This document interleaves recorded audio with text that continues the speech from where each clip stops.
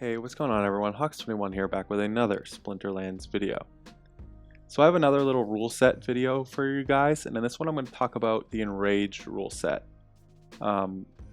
You'll see I use basically the same strategy over and over and over again, really based on two of the same cards. First is Kitty with the heal and the speed boost, and the second is the Almo Cambio. These two cards combined basically win me almost every single enrage match that I have. This is a gold level strategy, but this would work in silver as long as Almo has whenever Almo gets the phase, that's when it really works. But you'll see the return fire in some of these videos is very helpful as well. So before we get started, one of the main strategies, you see I do a little bit of a hybrid here, but one of the main strategies I see in enraged battles to go up against is putting sort of these big melee guys up front that don't have enraged, right? And allowing them to benefit from the enraged rule set, which makes sense in theory, right? Like if there's a big heavy monster with a bunch of melee attack that doesn't have enrage, who then gets to benefit from the enrage, that's a good thing. And you can see I do that a little bit here with Grum. You know, I want him to get enraged and get that attack up and hopefully get a bunch of bloodlust, which compounds it. Same with the Phineas Rage a little bit, right? I was thinking if they had snipe or blast damage, which, they do a little bit here with the Chaos Dragon. I'm not sure if he gets touched. Basically what I'm hoping is they have a blast monster, hits Grum, Phineas takes a little bit of damage, and all of a sudden he's hitting for 5. And his speed, you know, he's getting 2 boost, 7, you know, his speed would be 11. So if they did have any snipe, he would have a really high chance of dodging that. But you'll see Grum really doesn't do much here. You know, there's so many ways to counter big heavy melee tanks, and that's what people generally expect in these types of battles, that I go full speed. I don't really care generally about huge melee attacks. Again, I tried it here. I like to experiment with different things.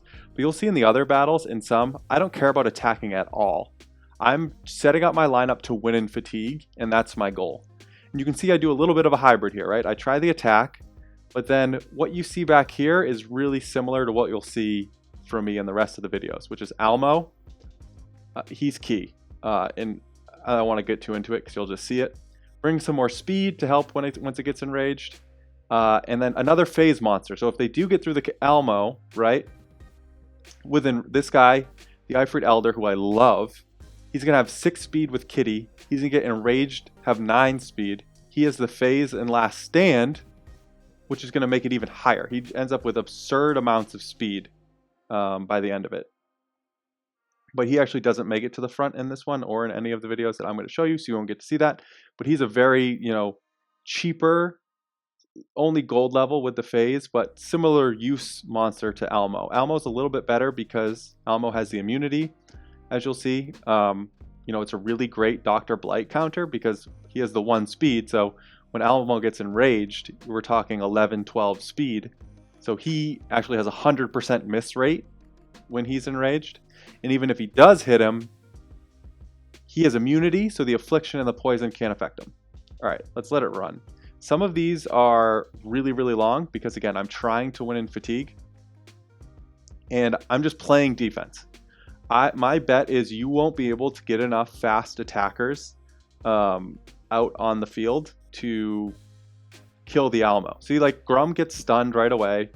I lose my cleanse. You know, and I just don't have that much damage out there at that point. So this is why I don't like to focus on, you know, putting a big attacker up front, because there's just too much risk. If all of your eggs are in that basket, I can basically guarantee that they're not going to be able to hit Almo. So that's what I like try to set up here. And you'll see the return fire that Almo gets at gold at level 3 is very useful here. I don't think it would have mattered, but you know, it speeds the game up a tiny bit. So here we go. Almo's in front, 12 speed. There's not going to be that many misses in this one because they do have some fast monsters, but they just can't get enough consistent damage out there. And then with the return fire, I'm slowly going to whittle away. Yeah, look at all these misses from the magic attacks. Just because Almo's so fast. I am going to speed it up to 3 times speed, just because you guys understand it at this point. Look, just watch all the misses. Return fires will slowly kill their fast archers, and their magics can't hit to sort of compound the damage with the archers. Just look at all the magic misses.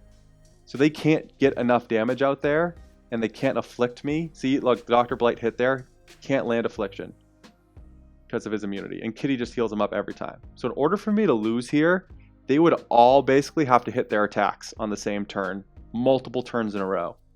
And when you're talking about, you know, Dr. Blight, 100% miss rate, 90% chance to miss for the Undead Priest, it's just not going to happen. The numbers are in my favor. So you can see what happens here. We're going to eventually get to fatigue. I'll play this one out, but I can't remember how many of them get to fatigue. But I'm not going to make you watch, you know, a million misses. But you get the point here, right? They can't touch me. It must be so frustrating to be on the other side of this. It's why Enrage is one of my favorite rule sets with the Almo. So yeah, now we start getting the fatigues, but I just heal right through it.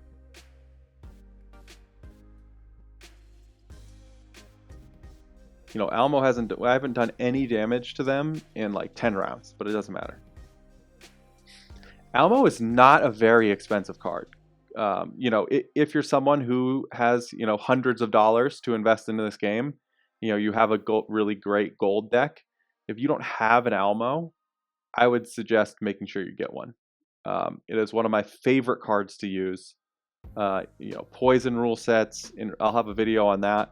I'm trying to find a couple more poison games to show you, but that'll be another one. The return fire. He's great. Again, as I said, Dr. Blight's basically used in every game up at gold. He's the perfect Dr. Blight counter. Dr. Blight can't hit him, and when he does, he can't poison him, can't afflict him. Situation here, look at this. So here's, you see more of what my normal strategy is. I don't care about damage. I had 2 extra mana, so I just tossed the Naga Assassin back there. Just, you know, if they had sneak or something, I could maybe get some backfires. But I know her 2 archery isn't going to be the reason why I win or lose this game. I could have gone straight Almo here and it wouldn't have mattered. And look at their damage, right? So this is going to be, they got the buff from Selenia. Actually, I don't know if her name's Selenia, but she gets a buff from the Dragon Archer Summoner. So this is going to be 2. This is going to be 3 for 5, 2 for 7, 3 for 10. So they're doing 10 damage. They have the potential to do 10 damage every single turn to Almo. And I can only heal for 5, right? 1/3 of the 15. That's what you can heal for per turn. But it doesn't matter because they're all slow. So Almo's going to be up to 8 speed. He's going to get hit at some point, most likely by the Venari Crystal Smith. That's going to put it at 12 speed. When Almo's at 12 speed, he has a 12 minus 2 is 10, 100% dodge chance on Halfling Alchemist, 100% dodge chance on the Grenadier, 90% dodge chance on the Herbalist, and 80% dodge chance on the Venari Crystalsmith. The Herbalist's triage is the only reason why this isn't like a pretty fast match, because when they do hit, I'm sending it right back, and they can't heal, but the Herbalist sort of heals them up. And you'll see eventually we get to the point where their entire backline is gone, and it's Almo versus Pelacor Conjurer. I have more HP and a heal, so I win in fatigue. I'm going to keep this one at 3 times speed the whole time. And just try to like count the misses. But as you can see, the Herbalist will heal itself up.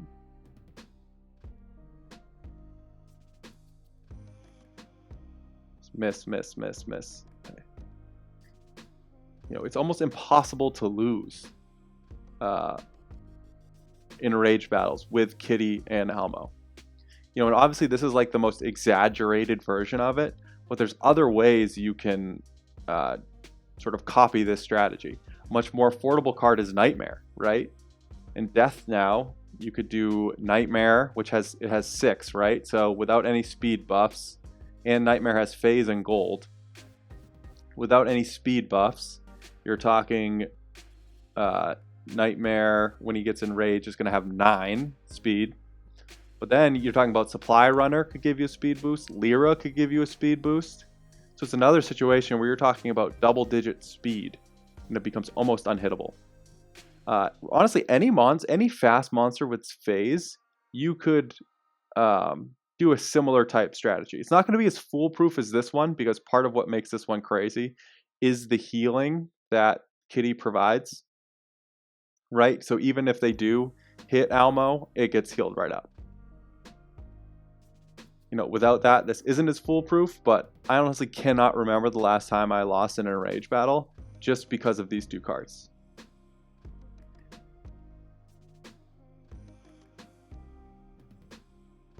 Yeah, just a ton of misses, right? I mean, you guys get the gist. They can't, there's entire rounds of just miss.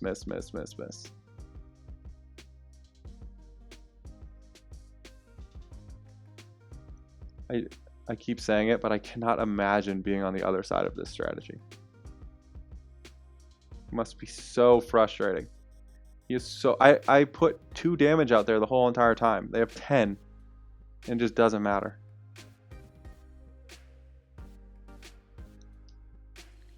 You know, the Almo used to be a really expensive card, but now it's, you know, it was like mid-20s per BCX. I think it's come up a little bit, but it's one of my favorite cards, just from the speed and the return fire, the immunity. I can use them almost in any rule set. So yeah, another win in fatigue.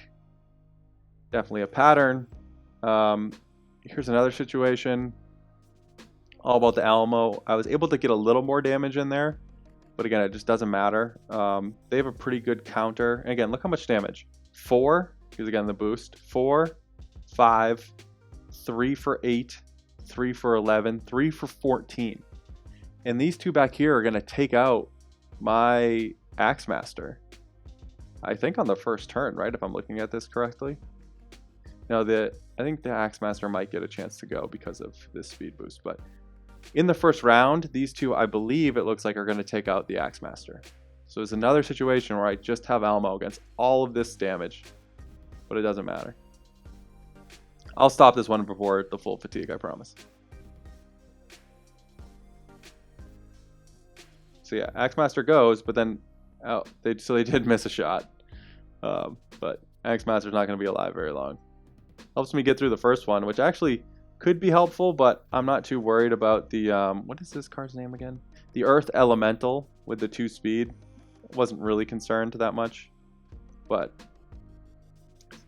So this one they have triages too, which keeps their archers alive for a while. You know, if they didn't have the triage, it would have been a much faster battle just from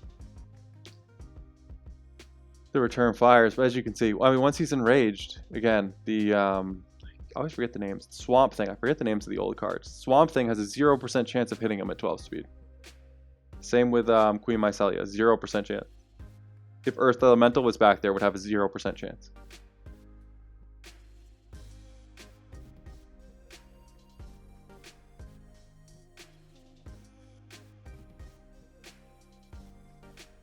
Just an impossible strategy to beat. Unless you know it's coming, right? And you can, like, very particularly stack your deck with really, really, really fast, sort of like backline, big damage dealers. Or like, I guess, you know, you could do monsters with True Strike, but there aren't that many monsters with True Strike. So yeah, similar story here. I guess we'll just watch it at this point. There's only one more battle. The last battle is my favorite. It is deployed against one of my least favorite strategies to go against. And we end the battle with 0 damage done to us. It's crazy. So the one risk here kind of is when the fatigue starts, these guys, their speed boosts, right? But it's just too late. Because now with the fatigue, they're losing some of their damage dealers. And that was a big miss there. I don't think it would have mattered, but because on this round, their whole back line gets wiped out. And yeah, similar story to every other match. Just such a cheesy, fun strategy to run. I'm just, you know, when I'm doing this live, I'm just laughing the entire time. Which is probably mean. All right, this is my favorite one. This is the last one.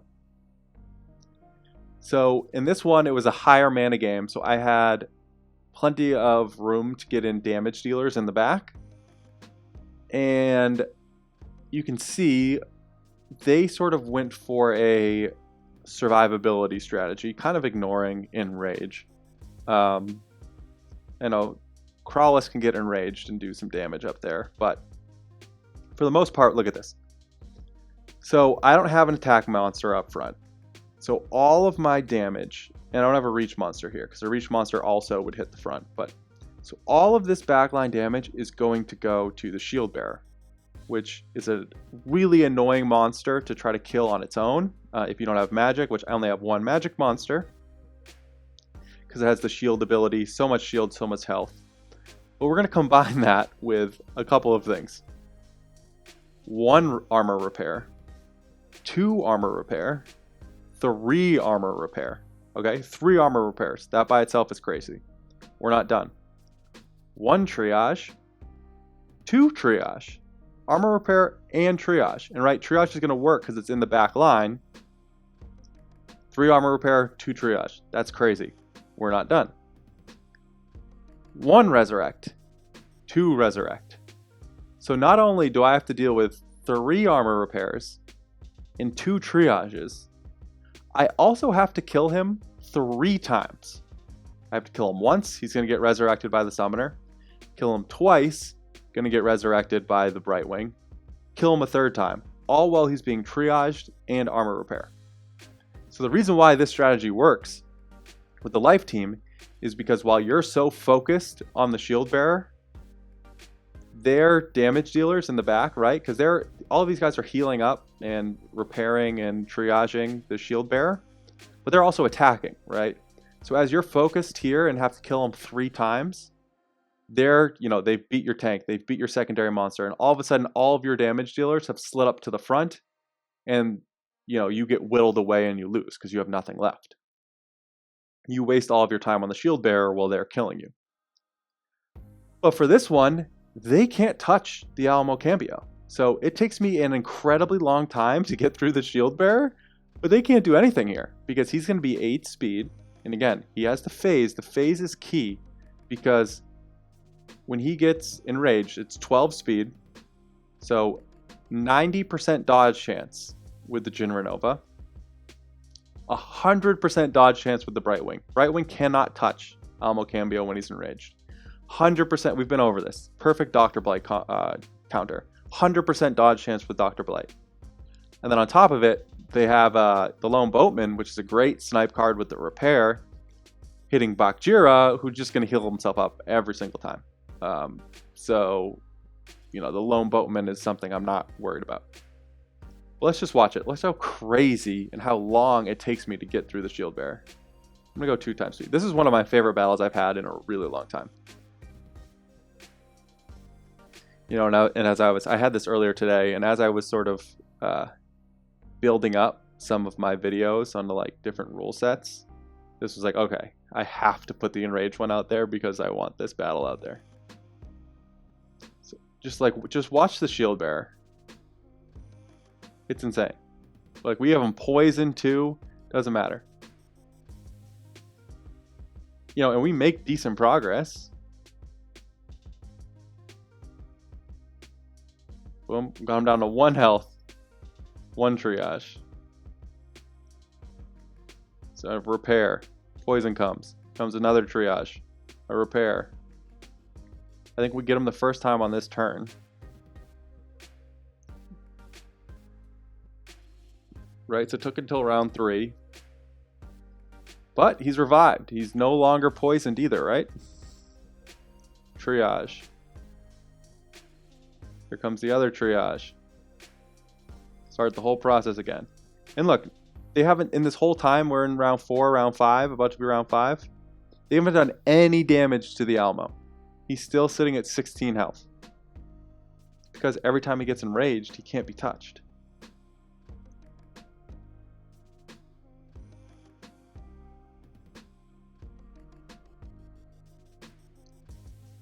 I hate playing this strategy. It's such a good strategy. I don't have the shield bearer. I want it. Once we get through the shield bearer, it's just no question. No one can really hit the Alamo. And now we can, our backline attackers, we have 2 opportunity monsters, can do their thing. Let's speed this up. Now it goes pretty quick.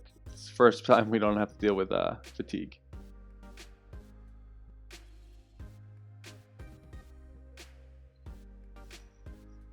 So yeah, I know I use a lot of the same cards, and just because it's the cards I have for this type of rule set, you might have different cards. But the main takeaway needs to be just focusing on the speed, because that's the most important thing. A lot of people focus on the attack. I'm focusing on the speed for this rule set. I guess one other thing I would say too is avoid playing cards that already have enraged, right? So what's baked into their mana cost is the fact that they have enrage. So I'm thinking like Jinchawala, Magnor, like any monster like that. Avoid using those monsters because you're losing that benefit, right? And part of their mana cost is the enrage. So you're already getting it, right? So you can use other types of monsters. Again, I wouldn't suggest relying on big heavy melee monsters. I would suggest going the speed route with phase that I showed you. But if you are going to go melee, make sure your monsters don't have, or try to avoid monsters that already have enraged. Because what you can do is you can make other monsters that don't have enrage with other skills built into them that much more powerful. All right, that covers the enrage. You know, I basically do a very cheesy, some might call it cheap type of strategy. I mean, I don't really care. It wins me matches, which is the point. Yeah, that's all I have for you today. I really appreciate the early support. We're inching close to 500 subscribers, which is very, very exciting. You know, I really appreciate you guys being here. If you enjoyed the content or learned anything new, it would be awesome if you could like and subscribe so we can keep spreading the good word of Splinterlands. I hope you guys have a great day, and I will talk to you again soon.